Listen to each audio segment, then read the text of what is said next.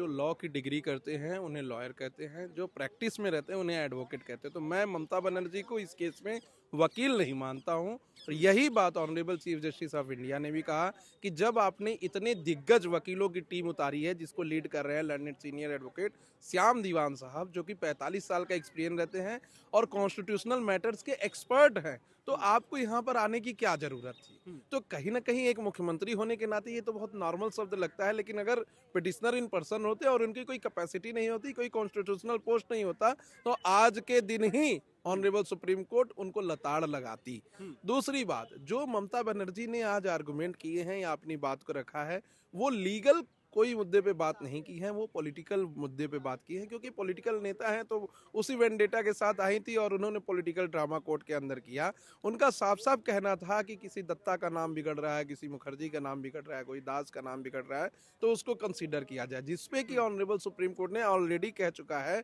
कि अगर किसी के नाम में करेक्शन है तो 12 तरीके की लिस्ट है। उस लिस्ट में यह दिया गया है कि कौन कौन से डॉक्यूमेंट दिखाकर आप अपने नाम में करेक्शन करा देते हो। उसमें बेसिक जो दिया गया है वो 10th का मार्कशीट है, आप उसको दिखाइए, अपने परिवार का कुटुंब रजिस्टर उसमें दिखाइए, उसको करेक्शन करवा लीजिए। 2 बार एक्सटेंड भी किया गया टाइम 30-30 दिन का, और उसके बाद अगर कुछ नहीं होता है तो आप हमारे पास आइए। तो आपने तो कोई प्रोसीजर अपनाया नहीं और डायरेक्ट सुप्रीम कोर्ट का दरवाजा खटखटा दिया, क्योंकि आप एक पॉलिटिकल कॉन्स्टिट्यूशनल पोस्ट पे हैं और एक स्टेट के हेड हैं।